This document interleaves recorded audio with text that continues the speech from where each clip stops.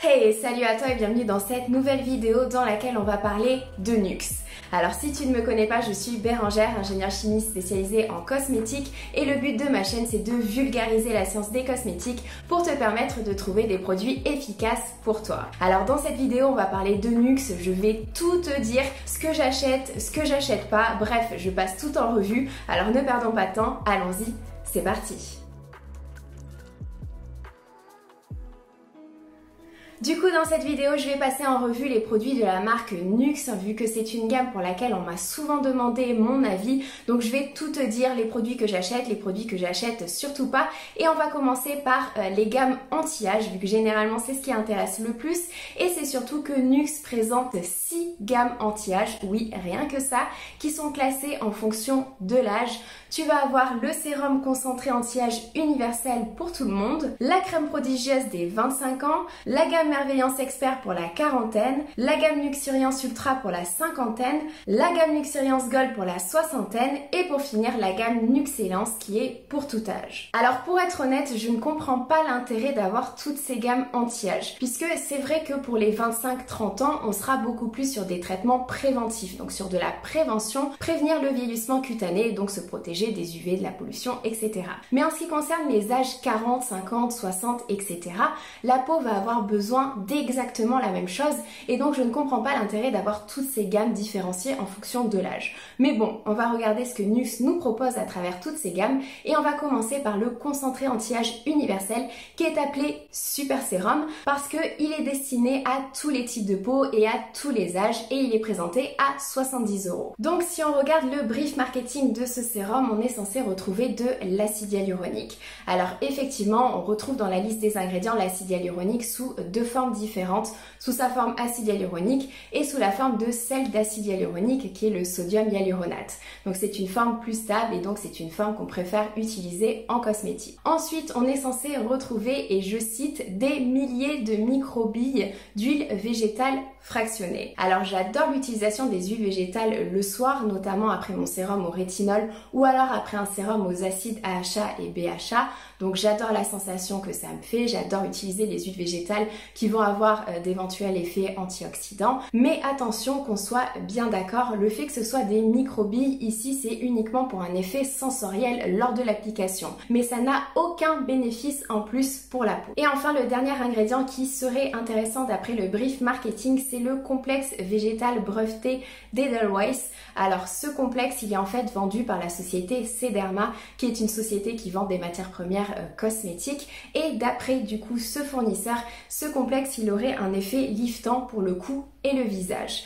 Bon, le problème c'est que encore une fois on n'a que les dires du fournisseur donc c'est un petit peu léger concernant cet actif, on ne sait pas réellement s'il marche très bien mais en tout cas il a été testé in vivo donc sur des hommes et ça c'est vraiment un plus. Par contre, moi j'ai un problème avec ce super sérum, c'est parce que justement il est présenté comme un super sérum, mais je trouve que la formule n'a vraiment rien de fou. Et si tu veux tester le complexe végétal, qui est l'ingrédient le plus intéressant de ce sérum, tu peux le retrouver dans le Neck Elasticity de Niod pour 2 fois moins cher. Et je dis bien 2 fois moins cher, c'est pas une blague. En plus, la formule de celui de Niod présente beaucoup plus d'ingrédients intéressants. Et pour finir avec ce sérum, il est noté sur le site que la peau fonctionnera avec 10 ans de moins suite à l'utilisation de ce produit, mais attention puisque cette phrase elle est sortie en fait de tests qui ont été réalisés in vitro, donc sur des cultures cellulaires au laboratoire et non sur des tests cliniques qui ont été réalisés directement chez l'homme et ça, il y a une grande différence. Donc moi ce sérum je n'achète pas et j'ai même plutôt tendance à fuir. Donc continuons avec la gamme prodigieuse qui est destinée aux jeunes adultes et donc en fait ce serait des soins multicorrection à la fleur de jasmin. Alors moi cette gamme je l'appellerais plutôt une simple gamme hydratante tout simplement parce que tous les produits vont contenir de l'acide hyaluronique mais aussi d'autres agents hydratants comme du squalane, des sucres, de la glycérine et enfin quelques huiles en fonction des produits, mais je ne l'appellerai pas du tout soin multi-correction puisque pour moi il n'y a pas de soin correctif, on est vraiment purement sur de l'hydratation. Pour le terme multi-correction, en fait il s'appuie sur l'éventuel pouvoir antioxydant de la fleur de jasmin. Donc c'est-à-dire que que la fleur de jasmin pourrait lutter contre l'oxydation des cellules qui sont dues aux UV, à la pollution, au stress, etc. et qui nous font vieillir plus vite.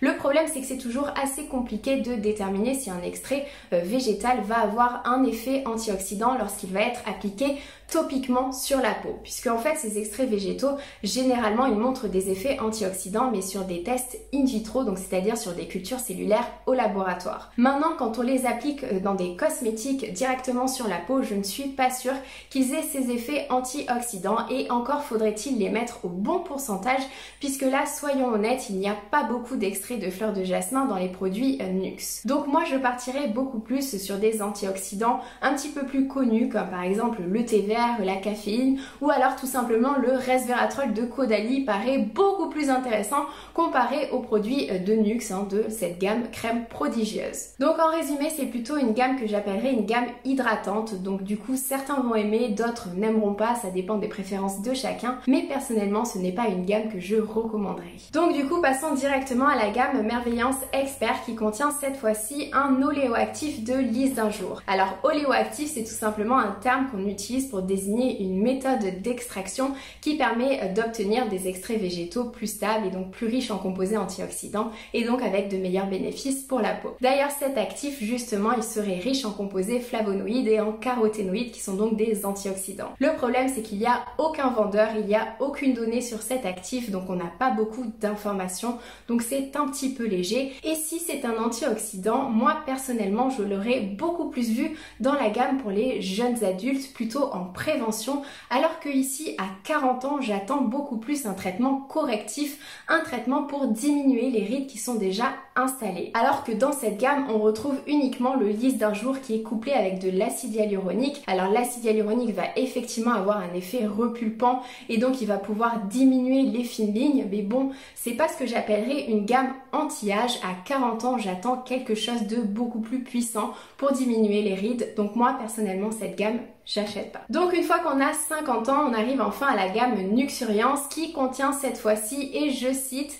des millions de cellules biflorales de safran et de bougainvilliers. Alors concernant le bougainvillier, on n'a pas beaucoup de données dessus, c'est un extrait qui est uniquement utilisé par Nuxe, donc il aurait éventuellement des propriétés antioxydantes, mais bon, on ne sait pas grand chose de plus. Par contre concernant le safran, on a un petit peu plus de données puisqu'il est utilisé par d'autres marques cosmétiques, et donc ce safran il serait riche en composés polyphénols qui sont bien évidemment des composés antioxydants. Le problème c'est que je vais te citer la description marketing du fournisseur de cette matière première. Cet extrait de fleurs de safran, c'est un agent photoprotecteur et chronoprotecteur. Grâce à ses propriétés, il prévient le vieillissement cutané induit par les UV. Et là le mot-clé c'est prévient. Encore une fois, ce sont des actifs qui sont intéressants en prévention. Donc ils vont diminuer le photovieillissement qui est le vieillissement dû au rayonnement UV, au stress, à la pollution, etc. Mais à 50 ans, j'attends des traitements correctifs. J'attends des actifs qui vont pouvoir diminuer les rides qui sont déjà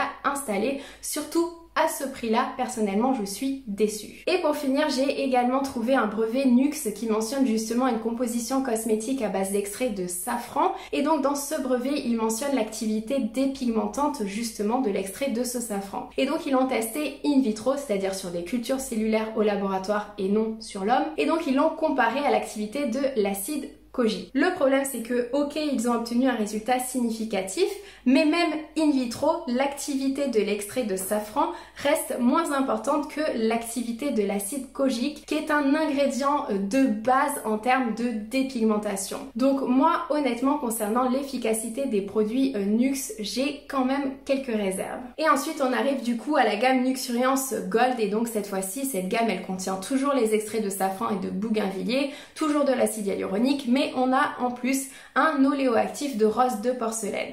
Alors cet actif il apporterait de la nutrition, de la lumière aux peaux sèches et fragilisées par l'âge. Alors je suis bien d'accord, plus on vieillit, plus on va avoir tendance à avoir une peau sèche, une peau fragilisée, et donc on va rechercher du confort, de la nutrition, des textures beaucoup plus riches, des textures beaucoup plus épaisses. N'empêche qu'on est à 60 ans et je ne vois toujours pas d'ingrédients correctifs, donc d'actifs qui vont aller diminuer les rides. Pour moi on est toujours sur de la prévention, et honnêtement bien évidemment je n'ai pas accès à toutes les données au niveau de ces extraits végétaux, mais je doute sérieusement de leur efficacité, donc moi personnellement je n'achète pas. Et ce qui me fait assez rire, puisque je ne sais pas si tu l'as remarqué, mais au niveau des prix, la gamme pour les 25 ans est à 25-30 €, celle pour les 40 ans passe à 30-40 €, puis pour 50 ans on est sur du 40-50 €, et enfin dès qu'on a 60 ans, les soins ils coûtent entre 50 et 60 €. Donc en fait à chaque fois que tu prends 10 ans, tes soins ils augmentent de 10 €. Alors personnellement, moi ça je trouve que c'est une tendance marketing, puisque généralement plus on vieillit, plus on est censé avoir des sous et donc payer des soins plus chers. Mais personnellement je ne vois pas la justification de ces 10 € de plus à chaque fois en regardant la liste des ingrédients. Et donc pour finir, il nous reste la gamme Nuxellence qui est cette fois-ci destinée à tout âge. Et si on regarde le soin éclat, eh bien j'ai envie de te dire c'est normal qu'il apporte de l'éclat, puisqu'en fait il contient du mica qui est une poudre minérale illuminatrice ainsi qu'un polymère de synthèse qui pareil va refléter la lumière et donc apporter de l'éclat. Mais attention, ce n'est pas un produit traitant, tu ne vas pas avoir ta peau plus éclatante au fil des utilisations, il y a une nuance. Et par ailleurs, j'ai encore une fois trouvé le brevet de Nux sur l'extrait de Passiflore qui est contenu dans la gamme Nuxellence, et encore une fois cet extrait il a été testé uniquement in vitro, ce qui je trouve est assez léger, surtout comparé à des actifs comme la vitamine C, le rétinol, les peptides et même l'argireline qui ont tous été testés in vivo, c'est-à-dire avec des études cliniques réalisées sur l'homme. Donc personnellement je trouve ça un petit peu léger. Donc en conclusion, les produits anti-âge de Nux je n'achète pas et je ne recommande pas. Pour moi il n'y a pas réellement d'efficacité derrière ces produits, je suis assez mitigée, d'autant plus qu'il y a quelque chose qui me fait rire, c'est qu'ils sont assez fiers de leurs extraits végétaux. Le problème c'est que à côté ils vont utiliser des silicones et des polymères de synthèse, donc ils s'inventent un petit peu une image d'actifs naturels, de produits naturels. Nux n'est pas du tout une marque naturelle, et donc j'ai envie de te dire, si tu veux aller au bout, si tu penses que les extraits naturels sont ce qu'il y a de mieux pour la peau, eh bien va jusqu'au bout, fais des produits 100% naturels. Et en plus sur le site internet, ils affichent fièrement le pourcentage d'ingrédients d'origine naturelle. Pour moi ça c'est un petit peu tromper le consommateur, je suis un petit peu déçue sur ce point. Et en plus il y a une chose que j'ai pas encore mentionnée, c'est que les produits Nux sont ultra parfumés, donc on retrouve beaucoup d'allergènes en fin de formule, donc attention, peau sensible, s'abstenir. Par contre, tout n'est pas forcément à jeter chez Nux, puisque les nettoyants de la gamme Very Rose, ils sont très bien formulés, je trouve. Tu as notamment les eaux micellaires, la mousse aérienne nettoyante et le brume tonique, qui contiennent en fait des agents nettoyants très doux pour la peau et surtout des agents hydratants. Tu vas retrouver de la glycérine qui est couplée avec l'actif Aquaxyl, qui est un actif qui permet d'hydrater, d'améliorer la fonction barrière ainsi que le micro-relief de la peau, et en plus il fonctionne synergiquement avec la glycérine. C'est vraiment un actif de référence en termes d'hydratation, donc ces produits ils sont validés. Et pour ce qui est de la lotion exfoliante, elle contient de l'acide glycolique et de l'acide lactique, encore une fois couplée avec la glycérine et l'Aquaxyl, donc qui sont des agents hydratants. Donc honnêtement elle est très bien. Par contre attention, elle contient de l'alcool et du parfum, donc en plus des acides, les peaux sensibles, je me méfierais de ce produit. Et pour finir avec l'huile démaquillante, j'ai été aussi agréablement surprise, puisque en fait cette huile démaquillante, je m'attendais à avoir des huiles végétales, mais non, pas du tout. En premier ingrédient, en fait, on a des émollients, on a des esters, ce qui fait que lors de l'application, tu vas pas avoir cette sensation d'huile végétale, mais tu vas avoir une sensation beaucoup plus fluide, beaucoup plus légère, et personnellement, je trouve ça beaucoup plus agréable. Et ça me rappelle beaucoup justement mon huile préférée, qui est celle de Shuemura, l'huile anti-oxy, qui reprend exactement ce principe. Donc il n'y a plus qu'à tester cette huile et à vérifier qu'elle parte bien lorsqu'on utilise de l'eau, qu'il n'y a pas de résidus gras. Ensuite, en gamme hydratante, on a la gamme Aquabella pour les peaux mixtes et la gamme crème fraîche qui est plutôt pour les peaux sensibles et les peaux déshydratées. Alors concernant Aquabella, les formules n'ont vraiment rien de foufou, mais en même temps on est sur une gamme hydratante, donc c'est tout à fait normal. Les produits vont plaire à certains, vont déplaire à d'autres, ça dépend des goûts de chacun. Mais ce qui est intéressant, c'est que cette gamme elle contient quand même un actif de la société Silab, P-Refinil, qui permettrait de resserrer les pores de la peau. Donc pourquoi pas tester? Moi de toute façon, tant que les prix sont raisonnables, je suis prête à tester. Donc Aquabella pourquoi pas. Par contre, attention, c'est encore une fois blindé de parfum, donc bien faire un test d'irritation sur l'avant-bras ou derrière l'oreille avant de l'utiliser sur le visage. Par contre, pour la gamme crème fraîche, alors c'est pareil, c'est une gamme hydratante, donc ça reste très classique, mais il y a un truc qui me dérange, c'est qu'elle a été désignée spécifiquement pour les peaux sensibles et déshydratées, mais quand je vois encore une fois la tonne de parfums et la tonne d'extraits botaniques qui sont potentiellement irritants, j'avoue que je comprends pas vraiment la logique. Alors attention, ça ne veut pas dire que tu vas nécessairement faire une réaction allergique ou avoir une réaction d'irritation suite à l'utilisation des produits de la gamme crème fraîche, mais c'est quand même pas très logique et je ferai attention, donc bien tester sur l'avant-bras ou derrière l'oreille avant d'utiliser. Et concernant leurs revendications anti-pollution, c'est pareil, c'est toujours assez compliqué de juger est-ce que leurs extraits végétaux et marins vont réellement avoir un effet anti-pollution. Je sais pas, mais bon, si tu as envie de tester, pourquoi pas, sauf si tu as une peau sensible. Ensuite, concernant la gamme Rêve de Miel, qui est plutôt une gamme nourrissante, eh bien, il y a quelques produits qui me donnent vachement envie, notamment le gel lavant sur gras visage ainsi que le gel nettoyant démaquillant, puisque en fait, ils contiennent des tensioactifs qui sont très doux pour la peau et surtout, ils contiennent des agents hydratants, donc notamment de la glycérine en deuxième ingrédient, qui permet un petit peu de contrer l'effet potentiellement asséchant des tensioactifs. Donc ça, c'est vraiment top, surtout pour les peaux sèches ou alors pour tous les types de peau en nettoyant doux le matin, c'est vraiment génial. Par contre, concernant les baumes et crèmes hydratantes, je suis un peu moins fan puisque je préfère recommander l'utilisation d'huile minérale qui hydrate beaucoup mieux la peau. L'huile minérale, c'est l'ingrédient qui hydrate le plus la peau, donc pour les peaux sèches, c'est vraiment l'ingrédient à avoir que tu vas retrouver notamment dans le baume corps de CeraVe qui hydratera beaucoup plus que toutes les huiles végétales que tu vas retrouver dans la gamme Rêve de Miel. Ensuite, au niveau des solaires, j'ai principalement regardé les produits SPF 50 puisque c'est ce qu'il y a de plus important pour la peau, et donc il s'agit du fluide léger, de la crème fondante et du spray fondant, et honnêtement j'ai été agréablement surprise puisqu'ils utilisent 4 filtres chimiques qui sont pas mal du tout. Tu vas retrouver l'Uvinul A+, l'Octinoxate, l'Uvinul T150 et le Tinosorb S qui sont des filtres pas du tout irritants pour la peau, donc très bien pour tous les types de peau.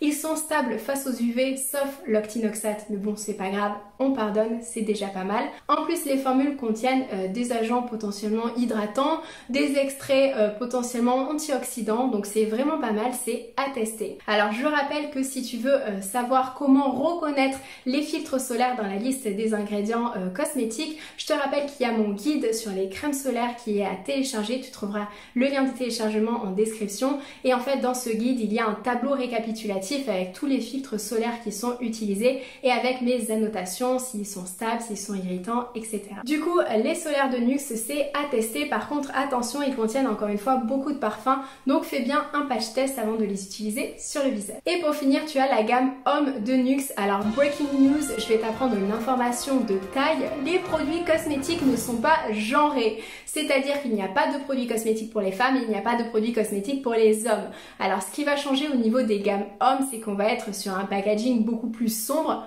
comme tu peux le voir, avec un parfum beaucoup plus masculin, contrairement à certains produits cosmétiques qui vont être beaucoup plus roses, avec des parfums féminins. Mais sinon, ça reste exactement la même chose. Mais au niveau des formulations, eh bien, elles sont simples, elles sont à l'image de NYX avec des extraits végétaux. Bon, elles sont pas mal du tout, si tu as envie de tester, pourquoi pas. Par contre, attention, on est uniquement, encore une fois, sur de la prévention et non sur de l'anti-âge, donc sur la diminution des rides. Et puis, comme d'habitude, il y a pas mal de parfums, donc fais toujours un patch test. Et pour finir, au niveau de la gamme bio, alors j'ai pas grand chose à dire, honnêtement je la trouve assez pas mal si tu recherches des produits bio, elle peut tout à fait convenir. Alors les formules en fait c'est tout simplement les mêmes avec des extraits végétaux, sauf que bien évidemment on ne retrouve plus de silicone et de polymères de synthèse vu qu'on est sur une gamme bio. En plus il y a le sérum antioxydant qui a l'air pas mal du tout puisque il contient un dérivé de la vitamine C avec de l'acide hyaluronique, donc pourquoi pas à tester. Honnêtement si tu recherches du bio, vas-y. En conclusion, NYX c'est un petit peu comme toutes les marques cosmétiques, il y a du mauvais voire du très mauvais et puis il y a du pourquoi pas, du à tester avec des produits qui vont satisfaire un certain nombre de personnes. Moi j'avoue ne pas comprendre l'engouement qu'il y a pour NYX en France puisque personnellement je ne trouve pas que ce soit une marque très efficace. Alors quand on est sur des soins nettoyants ou hydratants, NYX fera tout à fait l'affaire. Quand on attend des soins correctifs, je suis pas sûre que les produits NYX fassent l'affaire. Et puis il y a quelques petites choses qui me dérangent, donc notamment cette forte utilisation de parfum. Alors le parfum en soi ne me dérange pas forcément, mais là ils en mettent vraiment beaucoup, couplé avec des extraits botaniques. Moi quand je vois la liste des allergènes à la fin des formules, j'ai vraiment peur pour les peaux sensibles. Et deuxièmement, j'aime pas beaucoup cette image là de véhiculer tous ces extraits botaniques, ces extraits végétaux. On met le pourcentage d'ingrédients d'origine naturelle alors qu'on n'est pas une marque naturelle. Je trouve que ça peut un petit peu tromper le consommateur. Voilà, j'espère que ma vidéo elle t'a plu. Si c'est le cas, n'hésite pas à mettre un j'aime comme d'habitude, ça m'aide beaucoup, c'est toujours très apprécié. Et si tu veux que je fasse la même chose avec une autre marque de produits cosmétiques, n'hésite pas à me le faire savoir en commentaire. Je te retrouve très bientôt pour une prochaine vidéo. Je te fais de gros bisous. Ciao!